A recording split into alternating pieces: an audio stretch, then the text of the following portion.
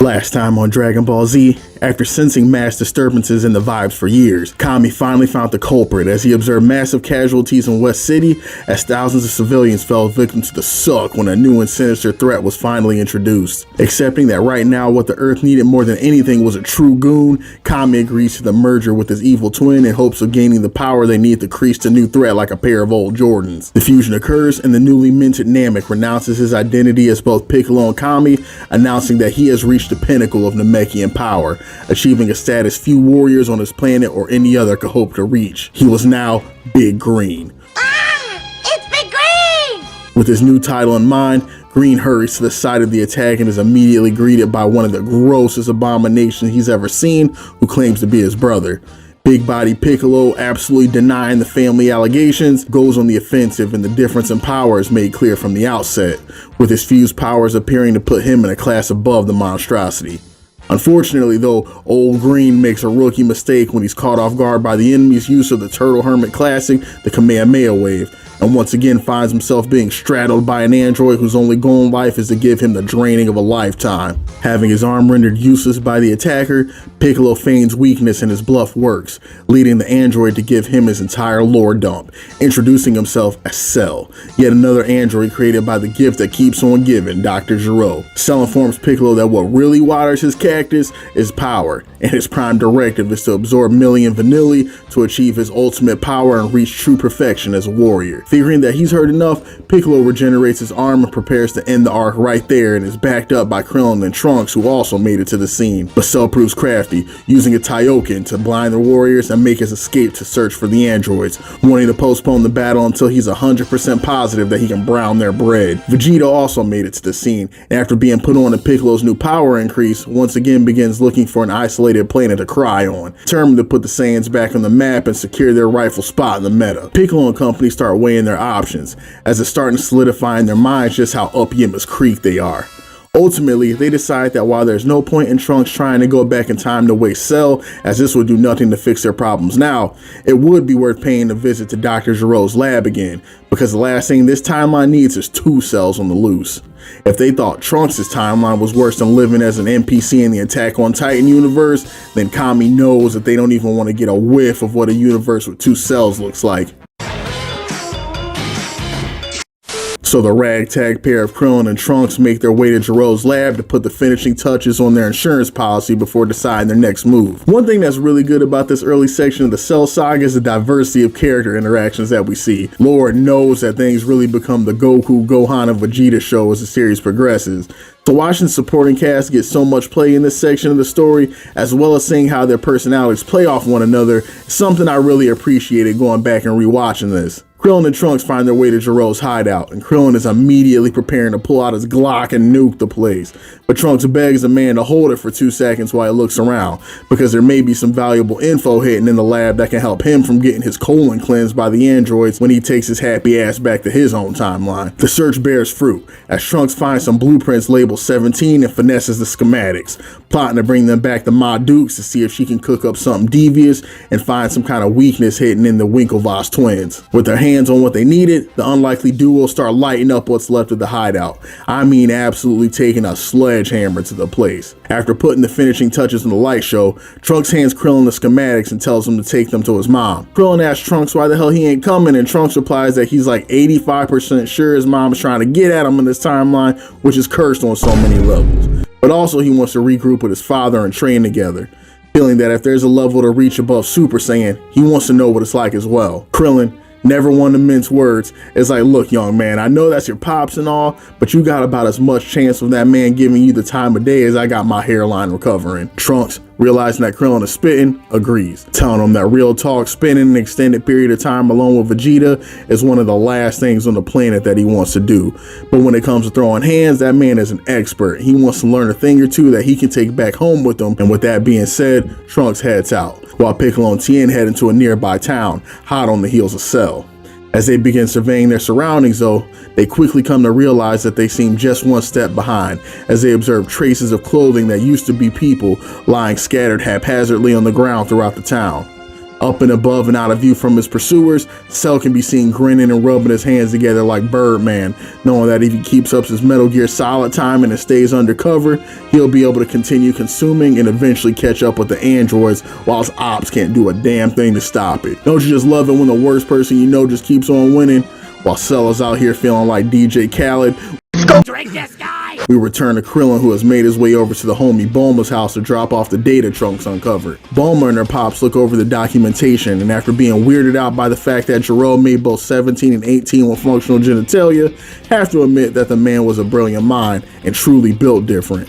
Only wishing he was slightly less of a geriatric scumbag weirdo. Bulma and her dad brainstorm and feel like finding the weakness of the androids may lie in learning the intricacies of their robotic components, and tells Krillin that they will get to work, but they're going to need a little time to cook, so give them a few days to work on it. Our viewpoint shifts and we move to the perspective of Chi-Chi, who went downstairs briefly to get a replacement diaper for her husband. As she makes her way back into the room where he was resting, she almost faints as she sees Goku standing up on his own 2 feet for the first time in what feels like forever and is overcome with joy. Now in the manga version, all we get is a few panels of Goku literally lacing up, getting ready to throw hands again as soon as he regains consciousness. But the anime takes this moment a little bit slower, making Goku feel like a tiny little bit less of a maniac by giving the moment a bit more gravity and some time to marinate. In that version of things, Chi-Chi goes upstairs to check on Goku. He's nowhere to be found until she runs outside and sees her husband, fresh out of his coma, firing off a Kamehameha wave like an absolute psychopath. After firing one off, Goku sees Chi-Chi behind him and embraces her, thanking her for all she did to take care of him while he wasn't feeling well, and letting her know that he's going to do everything he can to protect them all now that he's back in business. It's a small touch, but I feel like it did a lot to characterize Goku as a loving and appreciative husband, and also making it feel like Goku and Chi-Chi have some actual chemistry, rather than just being a couple of platonic roommates who share the same bed every now and then. But the moment of relief is short-lived. As Goku gears up, he tells him that he was able to hear what everyone was talking about, and it sounds like he has a decent sense of what's going on.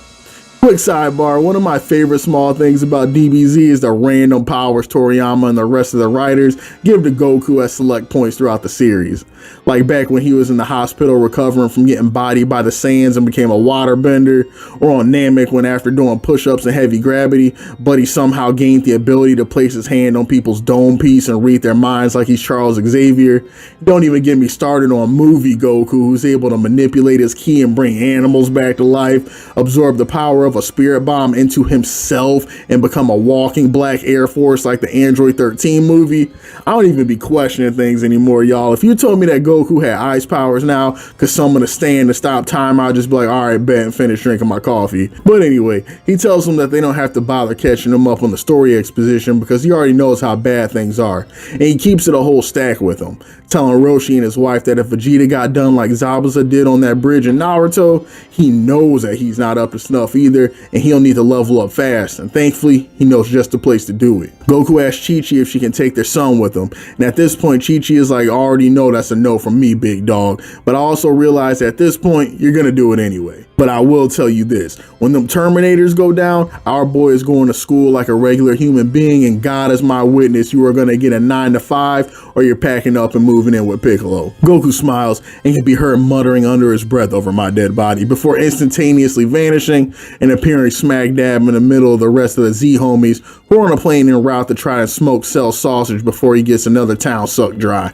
The minute Goku arrives, he's on his BS, instigating Piccolo, remarking on how this is the second man he sucked up since they met, and if he should start calling him Pikami, Camillo, or what. Piccolo looks over and is like, now I remember why I wanted you dead all these years, tells him Piccolo's just fine. Goku lets him know that mentally he's ready to throw the ones, but physically he may be writing a check he can't quite cash yet, so he plans to hit Planet Fitness and train for a year before settling the score. The rest of the squad is looking at Goku like, a year? Did we tell him? But Piccolo immediately peeps what type of timing Goku's on, speaking up about the room of spirit and time and how he better get moving if he's serious about it, but couldn't contain himself from hoeing Kakarot just a little bit, reminding him that a year might be dreaming a little too hard since as a young bull, he couldn't even last a month in there. Goku keeps it brief, asking his son to take his hand and getting ready to finish up the rest of his errands before he stopped by Krillin, who asked him a quick question, informing Goku that the things they're fighting right now are stronger than Frieza was, and if this excites him or dries his cactus. Goku Goku tells Krillin that honestly it's a bit of both before heading out to his next visit. Upon Goku leaving, Tien and Krillin admit that seeing Goku alive and well and still looking to throw hands fills them with the tiniest bit of hope that things might just work out. Before we continue with the Goku instant transmission jump scares though, I want to take a minute to appreciate some of the filler during this part of the story. Particularly the random ass moment we get of Cell walking in the middle of the road and being confronted by the 1977 Buffalo Bills, who tells him that they're gonna run a train on him if he don't get off the road. Apparently these NPCs think Buddy is a mascot, so they start circling him and stance up, ready to put Buddy on the casting couch if he decides he wants to do this the hard way. And y'all already know we gotta take a quick second to cook these fellas up because they deserve it. Number 1 out here looking like Ben Roethlisberger did the fusion dance with Yamcha. Number 6's head is shaped like the yellow peanut M&M. He look high key like he might be cousins with Mr. Popo. Number 3 is literally just race swap Dodoria. And somebody please tell me why number 5 got that little ass lavender beanie on, bruh. Buddy looks like he stole Mushmouth's hat off of Fat Albert and really trying to press somebody out here. The best part is when these fellas enter formation like they're about to summon Voltron and start stacking up nuts to butts, no pause, thinking they're about to take the truck stick to this man's Cell. Cell quickly grows bored and changes the whole vibe of the party when he penetrates the QB, then proceeds to suck up the entire football team by himself in the middle of the highway. That's nasty work right there. Not even Riley Reid in her prime putting up them kind of numbers. Quick note, if you got that joke, I need you to log off this video and get to the nearest church. There's a reason I drop these videos on Sunday, and clearly you are in need of it, my brother. Yeah, that's right, friend. Just go ahead and log off for me. Pretend we recreating that Marge and Lisa Simpson meme. It only hurts for a little bit. While I'm out here trying to convince y'all to find Christ, Goku was out here trying to do some convincing of his own. Now rolling up on Trunks and Vegeta for the teleportation jump scare. First, Goku rolls up on Trunks, who happily greets him, but admits to him that things could be better, discussing how his father told him that he refuses to accept the lavender-haired future dweller came from his nutsack, and how he's been standing on the cliff's edge like a psychopath literally for the last 3 days, not uttering a single word and barely moving. Goku approaches the seemingly brain-dead warrior and asks him if he's planning on jumping. Vegeta doesn't even turn around, replying "you first" without missing a beat and retorting, "Didn't you get a hernia and die or something?" With the foreplay out of the way, Goku tells Vegeta he knows what he's thinking. He's got a plug that'll let them jam a whole year of training in 1 day if he's about that life. Vegeta, unable to hide his curiosity, looks behind him and says, "Say swear." Goku's like, "Yup, but the room requires 2 people, so I'm going in with my little homie Gohan, and I recommend you take your son in there with you too." Vegeta contemplates for a moment and is like, "Fine, I would rather get both of my arms broken by the woman android again than spend a year with that soft ass crybaby calling himself my son, but if that's the only way, take me to the damn room." But here's the thing, I'm only going if we're allowed in first. And with the terms and conditions set, Goku transports everyone to the lookout, while Blossom, Bubbles, and Buttercup roll leisurely into his marital home to try to put some F's in the chat. I promise you, these androids are the most calm and polite murderers I have ever seen. I wouldn't be surprised if Chi-Chi answered the door and 17 was like, "Sorry to bug you, man, but we're here to run your husband's pockets. Can you please tell him to come downstairs?" Without missing a beat, the androids just walk directly into this man's kitchen prepared to catch a fade, and no one's home, thankfully.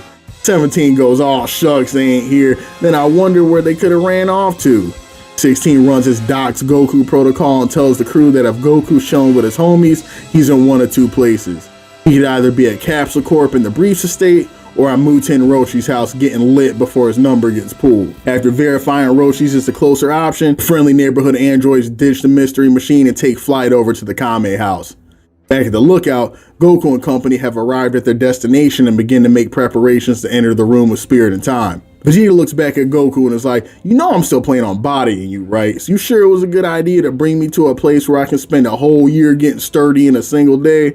Goku smiles and is like, "First of all, you light work. But second, we both know the kind of dudes we fighting right now. We're going to need more than one person out here with some real hands. So this was the only real shot that we got right now." Ruckus informs the crew that preparations for the chamber have been made and it's time to get to work. Trunks thanks Goku for allowing this opportunity for him and enters the room with his father. Now, when they first enter the time chamber, Trunks walks in and is like, "Okay, I mean, this place is high-key kind of weird, but it's not nearly as bad as they were gassing it up on the outside. I might actually be able to do this." As they continue exploring, both Trunks and Vegeta find an entranceway on the outside that normally leads to the exit. But this time as they walk out, they observe that what stands before them is quite literally a vast expanse of nothing. Simply empty space as far as the eye can see with no end. And on top of that, the father and son combo also notice that the gravity in this place is denser than it is on the outside, and the reality of what he just got himself into begins to seep into Trunks' brain. Vegeta has a spidey sense for discomfort and begins mocking his son, asking little homie if he's really got the cajones to make it a whole year inside this place with him. Trunks, refusing to let his father know that he can think of few things in the world worse than having to spend a year in this nightmare hellscape with him, tells him that this is baby stuff, the whole while my man is having an internal meltdown, running the numbers on if it might have just been a better idea to get faded by the androids than volunteering for what promises to be the most tragic father-son bonding event this timeline has ever seen. While Trunks is in the middle of regretting his life decisions, Big Green is at the Kame house watching the boob tube as the news continues its coverage of Cell's Black Air Force activities across the continent. As Green is sitting there yelling at the TV screen like a senile 63-year-old man, he's caught off guard when he hears a noise outside of the Kame house window. When he peeps what it is, he damn near loses his lunch when he registers that it's the androids. And his crew couldn't have gotten caught lacking any worse. Every single one of Earth's human hitters was KO'd on the floor, absolutely blown out of their gourd off that Roshi pack. Bugging at this point, Piccolo begins screaming at the top of his lungs for these sorry ass bums to wake the hell up so they can at least pretend to put in some work before they get put night-night. Without even looking around, 16 lets him know off rip that Goku ain't even here no more. This news has already got 17 feeling away. So then Buddy asks them if they'll just tell him where Kakarot is and spare them trouble pretending they want a box. Big Green lets them know that nah partner, we ain't gonna end like last time, and tells Shawn Wayans to step outside and meet him at the flagpole. 17 gets on the San Andreas tip and rolls his eyes thinking, oh shit, here we go again. And right here, my friends, before one of the illest boxing matches in the franchise is where we'll leave off. The Cell saga is really starting to jump off at this point. Looking back, this is one of the most fun parts of the entire franchise because there's just so many moving parts. Not only do you have the two distinct threats in the forms of the androids and Cell, but the villains of this arc are not only at odds with our heroes, but with each other. And then you add Kurt Angle to the I'm playing. But then you add on top of it the mysteries of the timeline changes from Trunks' future, on top of the fact that even the strongest of our heroes at this point may be powerless to stop us to come, and all these moving pieces weave together to make one of the most compelling arcs in Dragon Ball period. Tune in next time as Big Green and 17 throw down on one of the craziest matches in the entire franchise, while the other half of our crew continue their work in the hyperbolic time chamber. Will their training be enough to put an end to things once and for all, or are the nightmares just beginning for the Z homies? Be easy, y'all, and I'll talk to you again in the next video.